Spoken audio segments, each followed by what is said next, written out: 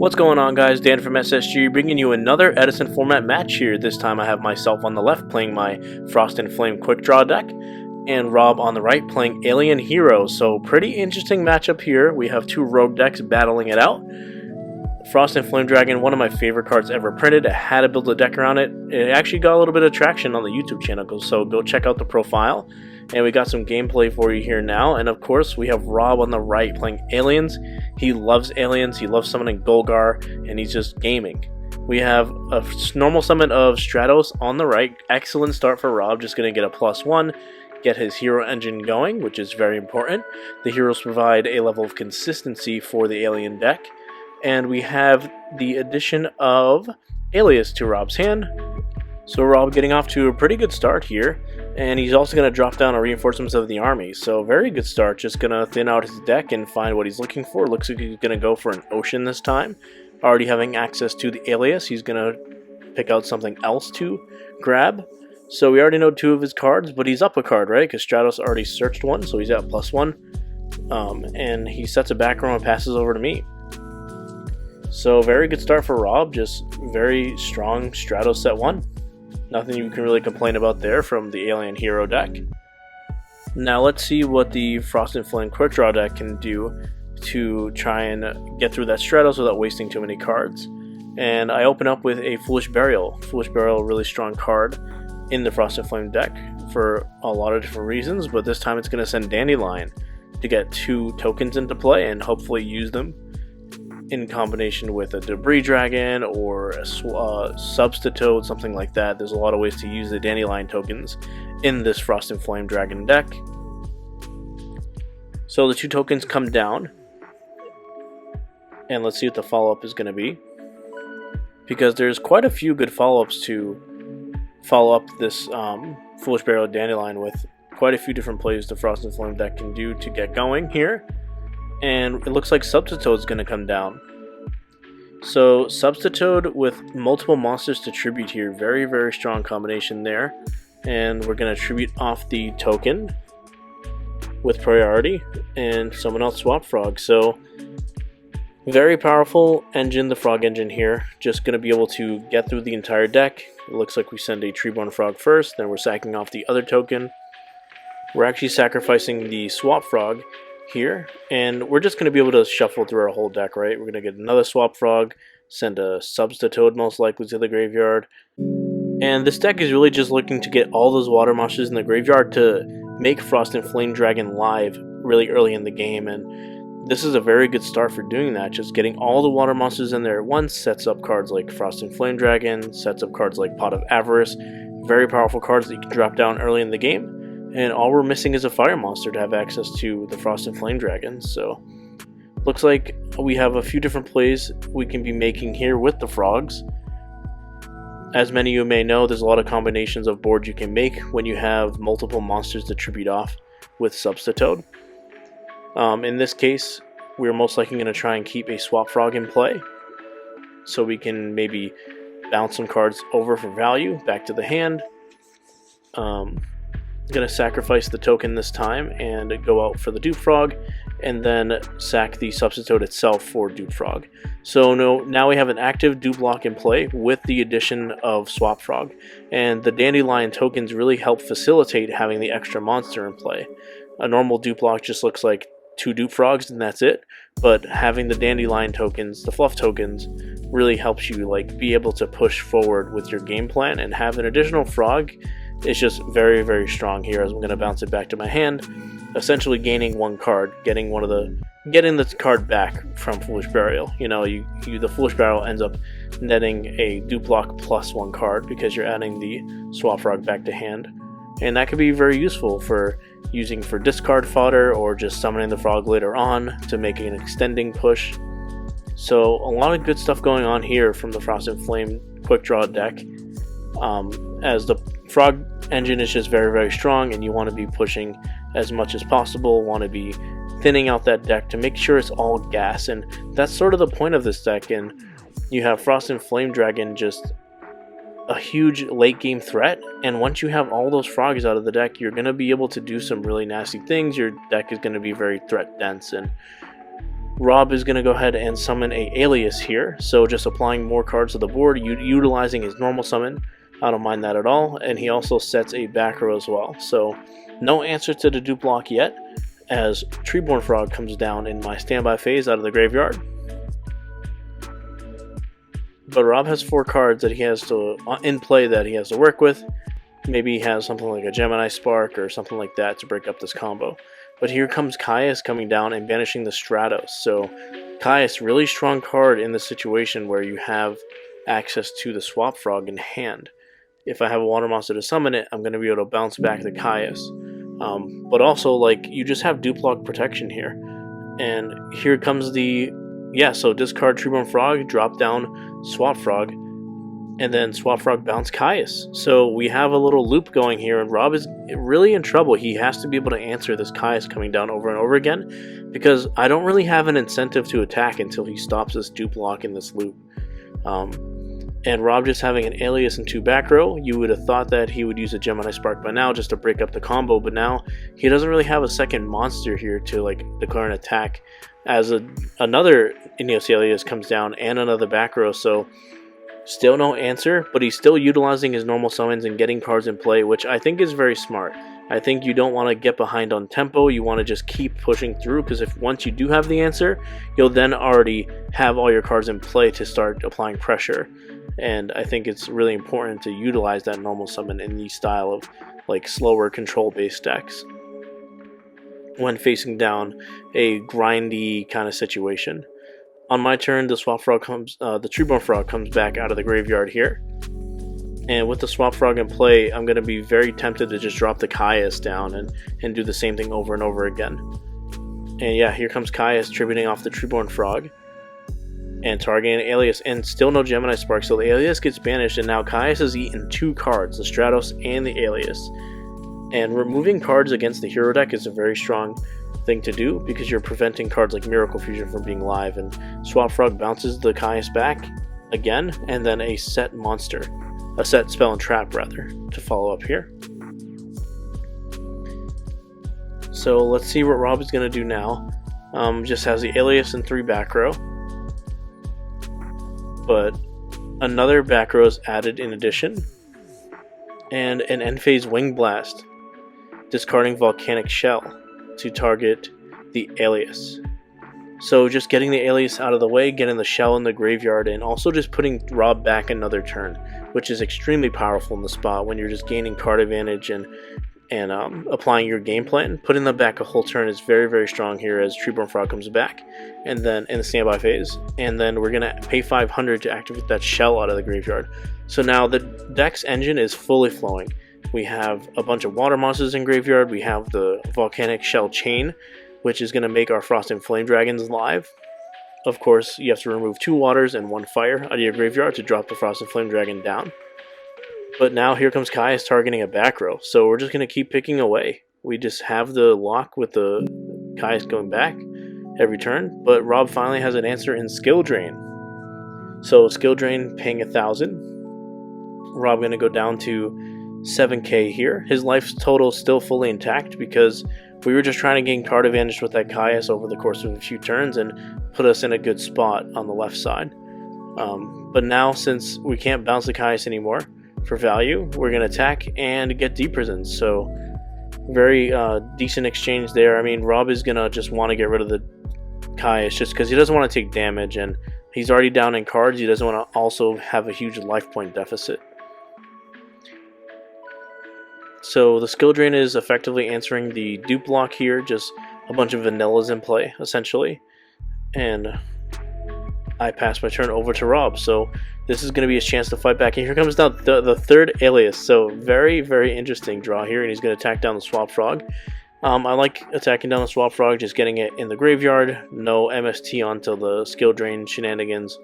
But he passes over, and then Treeborn Frog comes back. And another activation of Volcanic Shell, paying 500 down to 7,000 for me on the left. So now we've already gained a bunch of cards with Caius. We added 2 Volcanic Shells to hand. We've bounced an alias to the top of his deck. just a lot of interruption, a lot of value being gained from the Frost and Flame Dragon deck on the left, and it's one of the reasons why I like the deck so much, is it attacks from so many different angles. So now we have a Quickdraw attempting to activate, discarding one of those volcanic shells. Quickdraw coming into play, looking to just get rid of the alias and apply some pressure, but into 2 back rows and a skill drain, it might be a little tough to be doing that. However, we gotta progress and try and get through the alias. And with the dupe block being dead, looks like I'm going to synchro into a Nitro Warrior. Nitro Warrior just being a big stick, 2800, also a fire monster for Frost and Flame, but here comes Royal Oppression. So Rob's going to pay 800 to prevent a 2800 stick from being into play.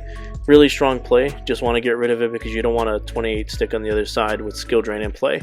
That's just not a recipe for winning. And I set another back row and passed the turn over to Rob. So we're going to see what his response is here now. How is he going to get rid of the dupe frog wall and also deal with a back row here? So Rob really sitting on the oppression and for a while, just not really being able to answer a card like Trueborn Frog coming back over and over again. The Kaius just kind of like normal summoning card advantage over and over, and Royal Oppression kind of sitting there dead, waiting for something to negate.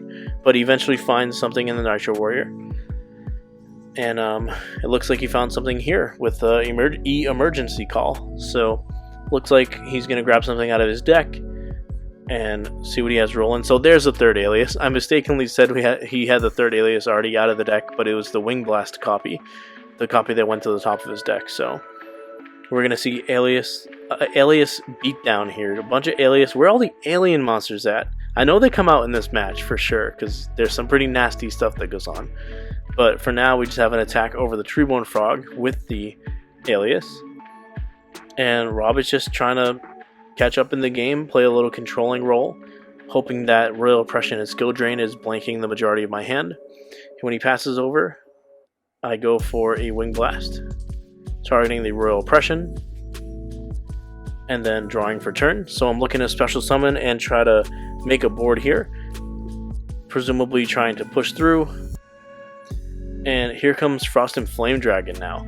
So Frost and Flame removing the 1 volcanic shell, as well as a Substitoad and a Swap Frog out of the graveyard coming down. And it's only a 2300 stick because Skill Drain is in play, so we're not going to be able to pop that alias on the other side. But nonetheless, it's a powerful monster that just comes down. And in Edison format, I love these type of cards like Soul of Purity and Light, Cyber Dragon, Frost and Flame Dragon, just cards that come down and can start attacking without committing a normal summon. Very, very strong cards in this format, and anything with an effect is just a bonus. So now we have Debris Dragon synchroning with the Dupe Frog. Of course, Debris Dragon can't reborn anything because its Skill Drain is live. And we have an Iron Chain Dragon. So Iron Chain looking just to beat down. I like making this play a lot because with Oppression on top of Rob's deck, it's going to be a fairly dead draw against this big board that's looking to clock him very aggressively. So the Iron Chain attacks over the alias, and then the Frost and Flame Dragon comes down for 23 directly, bringing Rob down to 33, and the Royal Oppression on top of the deck is not looking like a good one to draw now that there's an established board in play.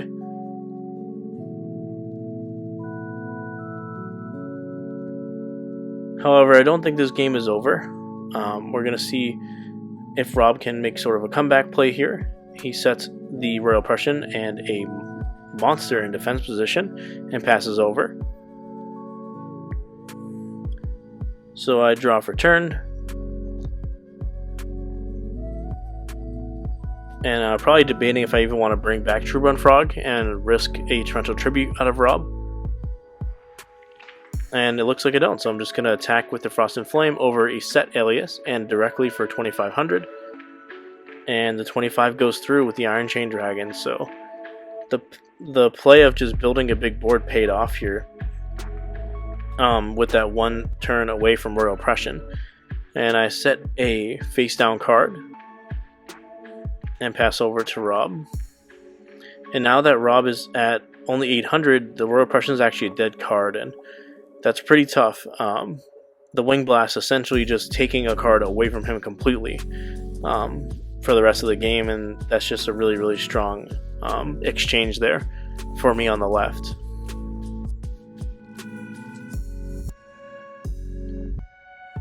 Let's see what Rob has here.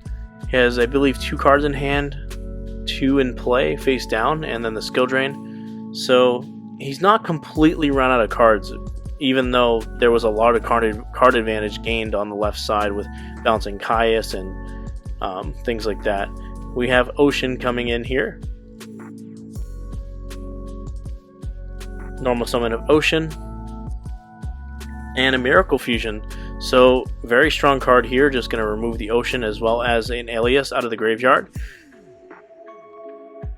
And we're going to drop down an Absolute Zero on Rob's side. So, very, very strong response here. I mean, he's at 800, but he's looking to fight back as Miracle Fusion, just one of those powerful cards that's representing... One is representing damage, but also just representing a board wipe. It's representing a Raigeki. And I committed quite a few cards to actually build this board because I had only a 1-turn window by escaping the Royal Oppression.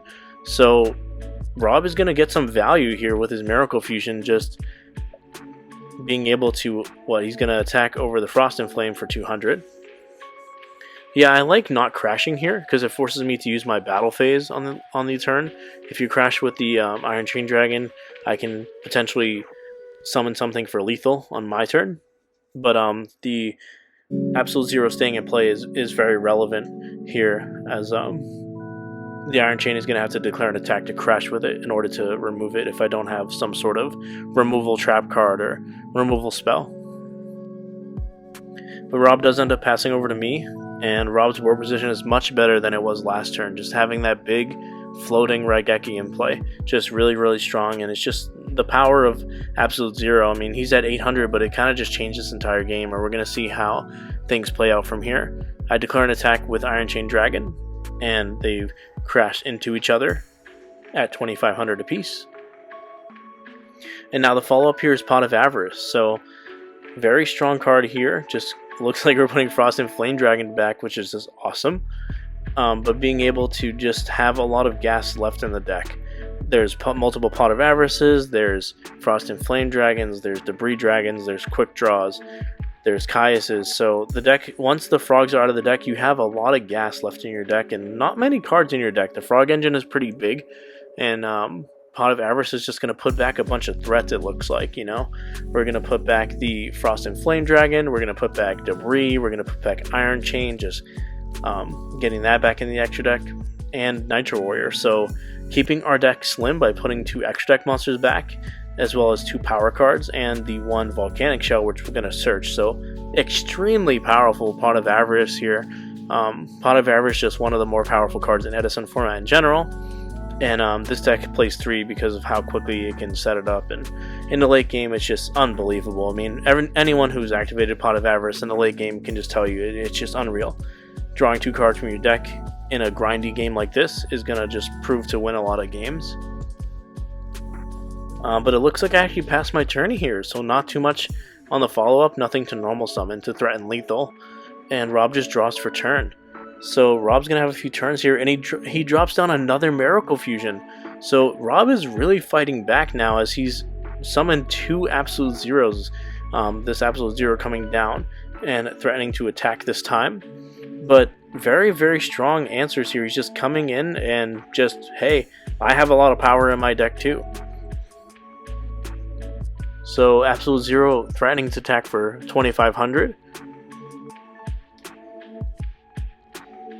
And the attack goes through, so Rob is kind of fighting back here in this game. And down to 4,200 I go.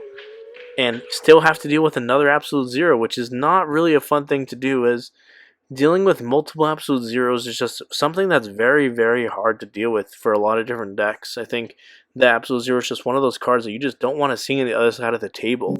Especially when you have an empty board, there's just nothing you really can do to out it unless you have some sort of instant removal way to get rid of it. I draw for turn here, and we're going to see what the play is to try and remove this absolute zero. Something like a Wing Blast or a Raigeki Break would be ideal, and it is a Raigeki Break that I had set. So Raigeki Break discarding Lone Fire Blossom, it looks like. But we're destroying the skill drain, and that was all in the standby phase so that I could reborn my Treeborn Frog. Still being in the standby phase, Treeborn Frog can come back after everything has resolved. And now here's a normal summon of Debris Dragon. So Debris Dragon, really good combination with Treeborn Frog, as it gives you access to level 8 Synchro monsters by reborning Dandelion. But it looks like we're still just going to go for a 7 here. And Black Rose. We're gonna Black Rose the board, see what Rob has in response here. And Rob has a Starlight Road. Unbelievable. Rob is just going off right now. I mean, like, a few turns ago, this looked really, really bad for Rob, and now he has an Absolute Zero and a Stardust Dragon in play. I mean, this is actually unreal. So Rob has just completely flipped the game over on its side, and we're gonna see what I can do to respond here. Still searching off the Volcanic Shell, paying another 500, going down to 3,700 here. You gotta get your value where you can. I will never turn down adding a Volcanic Shell to hand for the cost of 500. But Stardust Dragon and Absolute Zero really strong here. Quickdraw comes down by discarding the Volcanic Shell that we just added. And 2 Dandelion tokens from earlier when we synchroed. I think you just forgot to put them in play. So now a lot of different options here along with the Quickdraw Synchron. But we're going to go into a 6 and summon Drill Warrior. So Drill Warrior, pretty interesting spot here, threatening to attack directly through the Stardust Dragon and the Absolute Zero. Rob has to have a response here. Activate effect, attack directly for 1,200. Halving its attack to do so. And that's lethal. The last card was the Royal Oppression. That's dead because Rob can't pay 800. So awesome, awesome game there. Rob like completely coming back. Stardust Dragon off the Starlight Road plus Absolute Zero. Insane, but Drill Warrior comes down and attacks through it, kind of cheesing Rob out of the win there. But nonetheless, Rob has a good start in game 2. He Rotas for Stratos. Stratos comes down and then adds a Alias to his hand. So 2 games in a row, Rob is going to open up with Stratos. Very consistent out of the Alien Hero deck. By the way, where are the aliens at? The aliens are coming, I promise you guys. Aliens are a sick deck. We're going to see some alien action. It's Alien Hero, it's not just Hero Beatdown, but it did look like a Hero control deck in that last first game. Very, very strong from Rob on his side. So Rob opening with Stratos set 1 again. Very, very strong set. Very strong setup here on turn 1. Can never really complain when you have Stratos plus back row. That is a recipe for winning. And this time I have 1-for-1 Dandelion. So both of us kind of drawing really well in our opening hands. 1-for-1 Dandelion in this game for me. Last time it was a Foolish Burial plus Substitute. So let's see what I go grab here. 1-for-1 Dandy, really strong in this format. But look, it looks like I'm grabbing Volcanic Shell because I want access to the fire monsters for Frost and Flame Dragon. So here comes Volcanic Shell plus 2 fluff tokens from the Dandelion. And let's see what I do with these guys, these little floating guys. And here comes Substitute. So, I mean, this is an awesome start. 4 monsters to work with Substitute, and one of them is replacing itself because of the Volcanic Shell search ability. I mean, this is just an awesome display of what this deck is capable of. And paying 500 here to go search the shell. Gonna thin out the deck. We're thinning out the deck so much. We're gonna dump so many frogs in the graveyard. We're gonna search out Volcanic Shell rather, And then, I mean, theoretically also search the third volcanic shell once on the following turn as well. So very strong setup here, as we're going to just be able to set up Swap Frog as well as the dupe lock, who can bounce things back for value. Rob not having a response to this. A lot of his back row are things that want to tribute his own monsters to keep the opponent's deck at bay. Things like Gemini Spark, things like Offerings to Snake Deity. So he might have one of those cards here and not something that's like chainable or something like that. He could have like something like a Bottomless as well. Bottomless would potentially stay in this matchup to answer Frost and Flame and Caius and things like that. So here I am thinking about exactly what I'm going to be doing with all these frogs now that I have access to them. There's a lot of different lines in the frog decks. I mean, there's just so many different options. Being able to tribute any monster to go summon any frog out of the deck just gives you a lot of different lines, and it's just really important to optimize at every step, because you don't want to end up with like a random frog in your deck that you don't want there. And those type of things actually do add up over the course of like something like a long tournament, especially like if you play in a big event like the online Edison events. You want to be sure you're on point and you're maximizing your small plays. Here it looks like I'm summoning 3 swap frogs, which is fairly interesting, but I imagine 2 of those are going to go away to drop a dupe frog. And looks like I might be actually sacking the Substitute. So just going through the motions here, trying to figure out exactly what the play is, and I do sacrifice Substitute itself to bring out the dupe.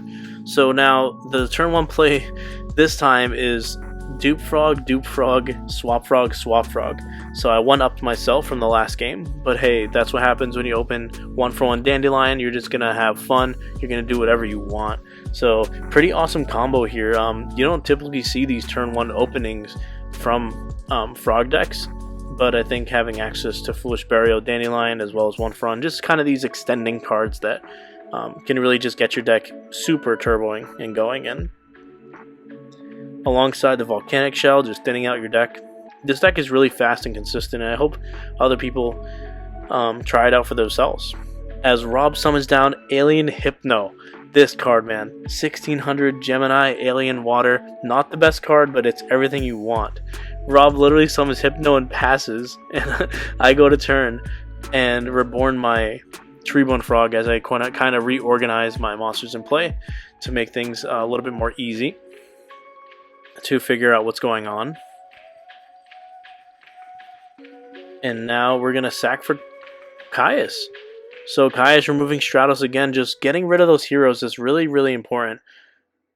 Preventing those Miracle Fusions. And now Swap Frog is going to return the Caius to hand. And probably just going to force Rob to have an out. Now we're going to pay another 500 here for Volcanic Shell, gaining another card. And Volcanic Shell, just really powerful card as long as you can use the extra shell in your hand. Of course, Phoenix Wing Wind Blast is a very strong way to discard it, Raigeki Break, but in this deck you also have Frost and Flame Dragon, discarding 1 card with Frost and Flame to pop any monster regardless of position. Really, really strong use of the card, and also synergizes just being a fire monster as well for the summoning condition of Frost and Flame Dragon.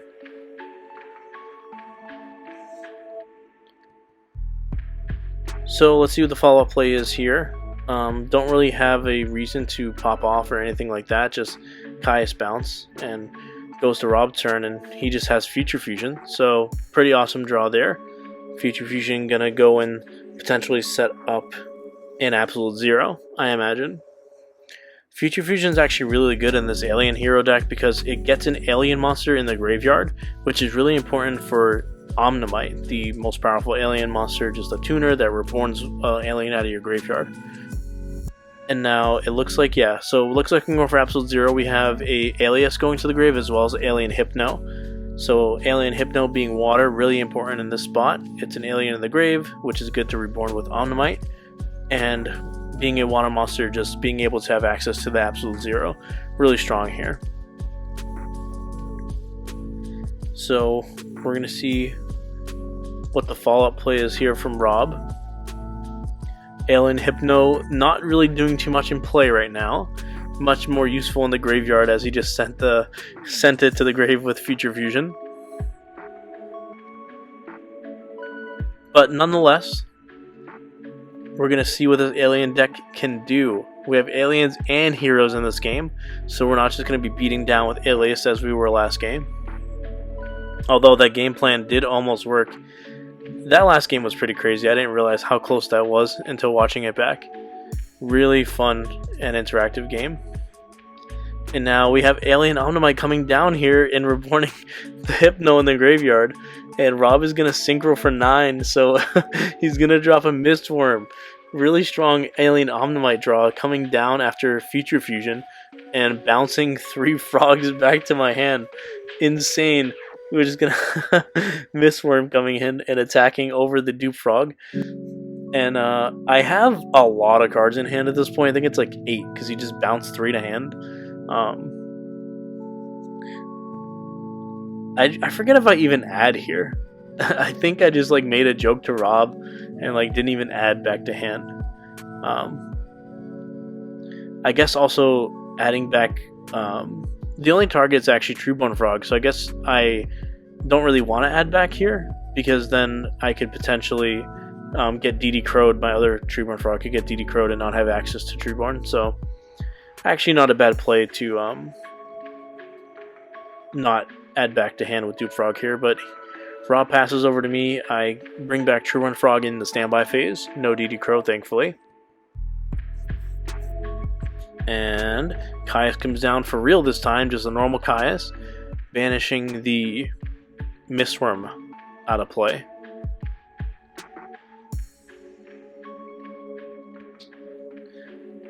So at this point, I kind of have a read on Rob's back row. I kind of think that it's a Deep Prison here. And because he hasn't really interrupted, I've done quite a lot of things in this game so far. And Deep Prison is the one card that like really could not interrupt what I was doing so far. So I believe my logic is I'm just not going to attack into the Deep Prison here because I need to actually remove that Future Fusion if I don't want Absolute Zero coming down. So I end up discarding a water monster and dropping down Swap Frog to presumably bounce the Caius back to hand without attacking. And I think this is a fairly interesting play. It's a read-based play, you know. I forget if he has the Deep Prison here, but I think just playing around the Deep Prison and making sure you have the out to Future Fusion. Because I'm up a bunch of cards right now, and Rob having that Future Fusion is like this looming threat that could gain him some card advantage by just having Absolute Zero in play. And it looks like I discard 2 Volcanic Shells to hand size, so I had quite a few cards to work with. I don't mind giving up a Swap Frog to make sure I bounce that Caius and ensure the fact that I will have an answer to the Future Fusion. Presumably leaving Swap Frog out to die right now in this situation. To do that when I have so many cards is kind of like a fine cost to pay.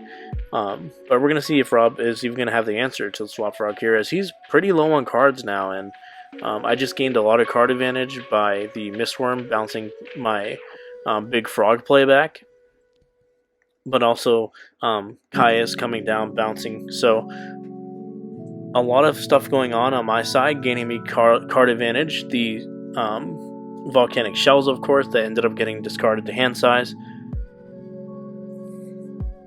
But we're going to see what Rob has here, and it's an Alias, so he's just going to attack the Swap Frog, and you want to make sure that you do that, because you don't want to allow Caius to like get bounced over and over again.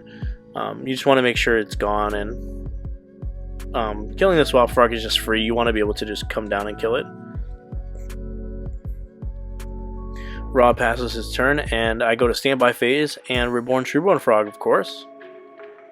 And now here comes Caius, and banishing the Future Fusion. So just as I said, I just wanted to make sure I had an out for that Future Fusion, because there's just no reason to allow Rob to have the Absolute Zero if I don't, if I have an out for it. And here is the Deep Prison. So I did actually read right in that situation. which is very, very helpful because I didn't have another Caius in my hand, I remember, and I just didn't really have a way to kill the Absolute Zero or deal with the Future Fusion before the Absolute Zero came out. So I think that playing around Deep Prison, just being safe and dropping down Caius again is a really strong play there. But another really strong play is Pot of Avarice, sending 2 Dupe Frogs, 2 Volcanic Shells, and presumably 1 other monster here, a Swap Frog, back to the deck to draw 2 more cards. And this is exactly what the Frost and Flame deck wants to do. I mean, you just have all engines going at all times. You're going to put more engine cards back to potentially resummon out, research out, and your deck is just full of gas right now. 3 Frost and Flames, multiple Caius, Debris Dragon, just a lot of things. You have Quickdraw that you can draw. You're going to be able to search for Volcanic Shell. Just a lot of awesome things going on here. However, it looks like I'm just going to set a back row and pass, so maybe I didn't draw into any of those extending plays.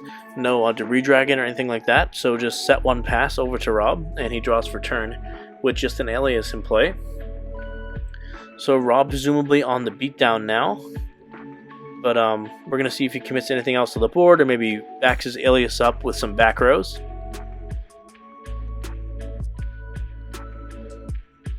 Rob's alien deck really just fighting here. We had the Mistworm play, we had multiple Miracle Fusions in the last game, Future Fusion in this one, but now here comes Ocean, and I like running out the Ocean here. You never know. I didn't really do much last turn after the Pot of Avarice, so I could just be having a bunch of frogs and stuff that doesn't really get over Ocean, and so it has a chance of surviving. But Rob attacks me down to 3,600, so now I'm at a fairly low life total. And Rob has some monsters in play. But yeah, I just really like the Ocean in this spot. Like, when you're advantaged and you just like have to push for damage to try and close out the game before I end up drawing Frost and Flame, Debris Dragon, all these powerful cards, just throw it down there, see if it lives. If you get the +1, great. If not, you got some damage out of the card, and I committed cards to have to deal with it. Rob sets a back row behind the 2 monsters and passes over to me. And it looks like I do the standby phase trick again, just flipping up the Raigeki Break in the standby phase. Presumably discarding Volcanic Shell, although I think I forgot to search it. Did I not search it? Yeah, I think I just didn't search it, so I'm going to discard Dupe Frog here to pop Bottomless, it looks like. And now Treeborn Frog comes back. And now I pay 500 to search the Volcanic Shell. So a little bit of a mistake there. I should have had the Volcanic Shell in hand to discard to the Raigeki Break. But nonetheless, Volcanic Shell being added to the hand here, and Treeborn Frog in play against Rob's 2 monsters. So let's see what the follow-up is here. We have a lot of strong cards we can play. And this time it's Frost and Flame Dragon, man. Frost and Flame, awesome card. We're going to remove 2 copies of Substitoad and 1 copy of Volcanic Shell. Frost and Flame comes down and is about to do some work here, discarding a Volcanic Shell to pop the Alias. So a Volcanic Shell, a lot of synergy here, just providing fire monsters in the graveyard as well as pluses in the hand to discard to the Frost and Flame Dragon's effect. And Frost and Flame just really powerful in this spot, just removing a monster itself, but then also being able to attack and just threaten damage and just being a big monster. You can't set monsters against it, you know, like, I know Rob's deck doesn't play it, but I mean, something like a Snowman Eater on the following turn can't really out it because you can discard to pop. So a lot of strong cards here, and I'm actually gonna force the issue here by summoning a Lone Fire Blossom. So pushing into for damage here, just trying to maximize damage. Lone Fire goes and gets Titanial now. Pretty interesting spot. I think you could save the Lone Fire in some spots, but I think I just smell blood here, and I'm just going to try and maximize damage as Rob does have a lot of life points. I have to actually try to like win the game. But we have an attack over Ocean and then a direct attack, bringing Rob down to, let's see what he's at now, 44. So a big chunk of his life total down now. And myself being at 31. But here comes another Pot of Avarice. I mean, this card is just incredible in this deck just the frog engine, the volcanic shell, I probably keep saying this, and the lone fire blossoms, just multiple monsters going back. And all these water and fire monsters just do good at getting cards in the graveyard. And I think people haven't really realized that all these engines really support Frost and Flame Dragon. And Frost and Flame Dragon just one of those cards that it's really impressive and worth building around. As you see, like, it just comes down and impacts the board immediately. It can clock people. It just does a lot of great things. And being able to run 3 Avarice as well, you just have so many power cards in this deck, and I just love it. Frost and Flame adds a lot to this like quick draw frog type deck. So we're gonna draw 2 cards here. Hopefully we have some good cards. I know the last 2 Avarices I played in this video, the follow-up play was not much, but setting 1 back row and passing behind a big board is pretty strong here. Rob is gonna have to have a few cards in a row to try and come back in this game. You know, it's definitely going to start with oh, he has Omnimite, so that's a good draw. We're going to have Omnimite here, summoning a alien monster out of the graveyard and potentially making a Catastor to threaten the Titanial or the Frost and Flame Dragon. So we're going to synchro for a 5, which is the standard alien play, and it is a Catastor. And I remember making a joke to Rob that I had just picked up that Ultimate Catastor online. It's like a foreign copy because I love foreign cards. And Rob ended up summoning it before I did, which is pretty funny. Rob summoning my Catastor before I got a chance to play it. But he attacks with it and it immediately gets Wing Blasted. So Wing Blast, discarding Volcanic Shell. Of course, just more value gained by Shell. Sending that Catastor back, sending it packing home. And the follow-up here is Miracle Fusion, so the alien deck doing multiple things in a turn here. A powerful normal summon of Omnimite, setting up a normal summon of Catastor, essentially. And now the follow-up play is Miracle Fusion. Really good sequencing here, too, right? If the Catastor lives, I still kind of have to deal with it. And if I do end up dealing with it, now the Miracle Fusion comes down. I can protect Rob against a big attack on the following turn, bringing out Absolute Zero in defense position, which is pretty awesome. And Rob is not shy. He's just going to put in defense position and say, hey, this represents a Raigeki, so why don't you deal with it while you have a big board in play. And Rob sets a back row here, and I'm going to have to deal with it. And if I want to do so before my battle phase, I'm going to have to discard a card to the Frost and Flame Dragon if I want to actually try and push for damage this turn. But it looks like I don't, so I just declare an attack here, not wanting to discard the card, and Absolute Zero just wipes my board, getting rid of Titanial and Frost and Flame. And here's another pot of Avarice. I mean, unbelievable. And this Avarice is probably going to be insane, just sending back powerful cards. We have Frost and Flame going back, we have a Shell going back, we have a Titanial going back, Treeborn Frog going back, which I guess... Oh, and another Shell. So I guess not too powerful. Sending some engine pieces back, but sending the Shells back is still good. Sending the Frost and Flame Dragon back is good. Of course, sending the Titanial back as well to hopefully summon that again. Looks like I was running low on monsters there. Just Avarice over and over again, and Frost and Flame Dragon banishing cards out of the graveyard, so leaving me with not too much of a graveyard, having to send back a Treeborn Frog. But hey, 2 cards is always worth it. I don't care if I have to put back Dandelion, we have 3 Volcanic Shells, and Treeborn Frog. Yeah, I just don't care. I'm just going to keep drawing my cards. In Edison format, we just want to draw cards, we want to go off, we want to summon Frost and Flame Dragon. But it looks like I have a set monster here, and a pass over to Rob. So, very interesting game here. A lot has happened, a lot of back and forth. The Absolute Zero just kind of punishing me for extending in with that Titanial. I could have just kept beating down or trying to attack with just a Frost and Flame Dragon. But Titanial comes down and then gets punished by the Miracle Fusion. And Rob is going to go ahead and summon an Alien Shock Trooper and set a back row and pass over. Doesn't want to attack. He probably thinks it's something like a Dupe Frog. Doesn't want to get walled and take 100 for no reason. But here comes Treeborn Frog back in the standby phase again. And Heavy Storm coming down, threatening Rob's 2 back rows. And Rob reveals Skill Drain and Gemini Spark. So the Heavy Storm is going to resolve here. And having 2 monsters in play and Rob having no defense is pretty awesome for the Frost and Flame Dragon deck here. We have a Tribute Summon for Kai is banishing the Shock Trooper. So that's 2400 damage being threatened. And then we have Swap Frog coming down. Sending another Swap Frog. So that's 34, not quite enough yet. And now Frost and Flame Dragon coming down and attacking for lethal. So what an awesome way to end the game. Frost and Flame Dragon just coming down, being an awesome card, closing out the game.